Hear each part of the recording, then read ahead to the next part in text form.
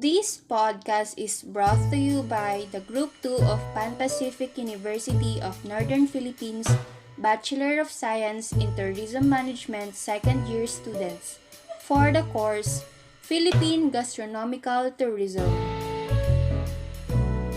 Isang masarap at nakakahalinang pagkain sa mga gutom na at maganda pa rin ang araw kahit na tayo ay gutom at anong oras na.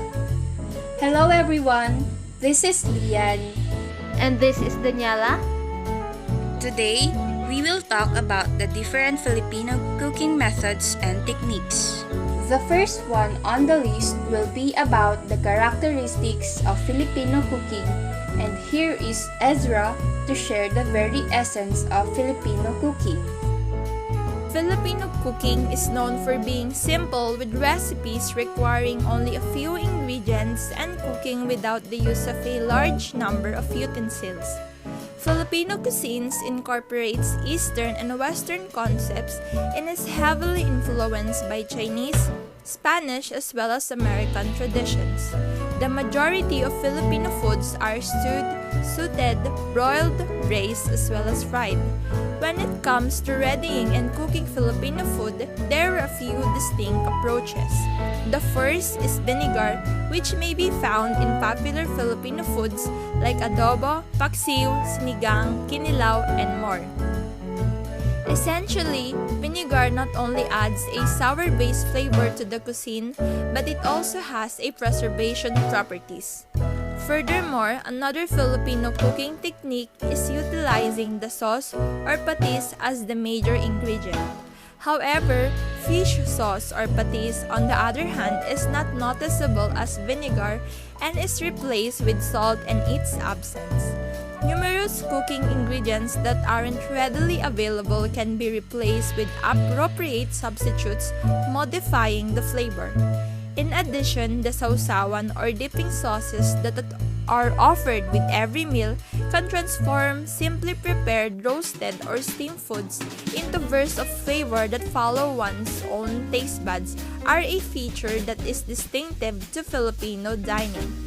A classic Filipino meal like those in other Southeast Asian countries frequently consists of white rice served with an array of dishes, all of which taste better when shared with family as well as friends. This characteristics has now been the face of Filipino cuisines. Being the ever-creative and innovative Filipinos, lutong pet na luto talaga sa bawat hapagkainan. Moving on, the Filipino cooking techniques also has its distinctive ways. Together with Jervin, let's learn more about these methods. Filipino food is known as a mix of salty, sweet, and sour tasty flavors. But how about the Filipino ways of cooking? Well, we already know that we've learned a lot from the foreign countries, but even though the food is quite complex, the Filipino ways of cooking is rather simple. There are three ways or methods on how we cook in the Philippines. It is the dry heat method, most heat method, and no heat method. The dry heat method is a way of cooking wherein food is exposed to high heat whether from above or below it. This form of heat is from a much higher temperature than cooking with moist heat. It gives much more flavor to the dish. Examples including daing, ihaw, and bibingka. Another way is the method of moist heat. It uses water, liquid, or steam to transfer heat to food. Its example includes nilaga, adobo, and sinigang. These three dishes are my favorite since it's very easy to cook yet very tasty. And my brother cooks the most delicious sinigang. The last method is the no heat method. It's a way of preparing food without heat. These types of preparation of food can be fermenting or just going raw. The best examples would be sashimi, kinilaw, and buro. Ways of cooking can be different and unique, but it can also be very tasty and delicious.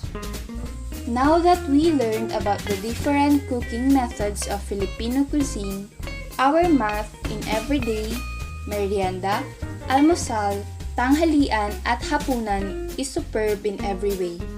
It is said that Filipino dishes might not be that appetizing due to its lacking in visual presentation, but the taste it offers is incomparable.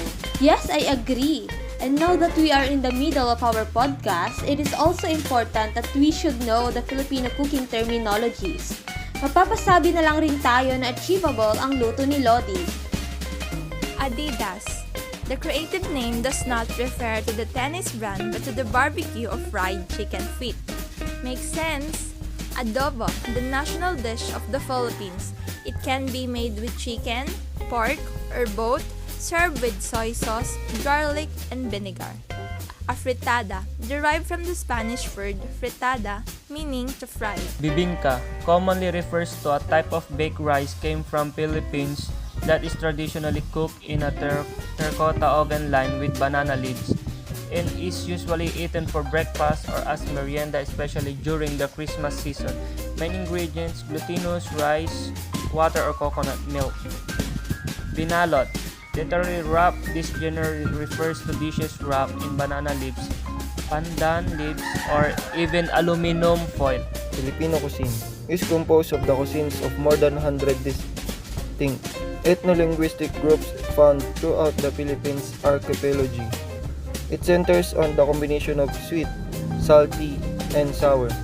Although in Bicol, the Cordilleras, and among Muslim Filipinos, spicy is a base of cooking flavor. Paksiw.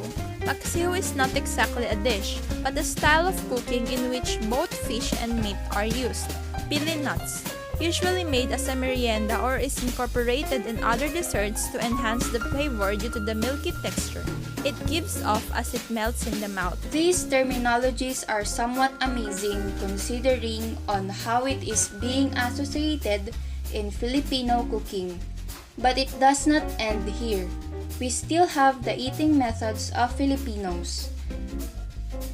Although most Filipinos nowadays eat with the spoon and fork, the traditional way of eating in the Philippines was kamayan or with hands prior to Spanish colonization in the 60th century. Although utensils are more accessible and common now, Pinoys often eat this old school way for big celebrations while on vacation or simply to pay homage to their cultural history. Although the term kamayan can refer to the process of eating with one's hands, a traditional kamayan dinner is a family-style feast eaten on banana leaves. When hosting your own kamayan, there's no limit to what you can eat, but grilled and fried foods with rice are generally simpler to consume without utensils because they are not as messy as soups and stews. It is often frowned upon to eat with your hands. It is considered unsanitary, barbarous, and taboo in Western cultures. In certain Asian countries, however, this is a complete typical manner of eating. In the Philippines, this is especially true. Kamayan or eating with hands is not only a practical method to eat, but it's also a great way to bond with the people. It crosses social barriers and is regarded as a more enjoyable manner of eating by the majority of Filipinos. It's also great for eating fried, broiled, grilled, or barbecue foods. Soups and stews are difficult but not impossible to make. You just have listened to 8 O'Clock Podcast with your host Daniela. And Lian, and thank you for listening. It is more fun in the Philippines.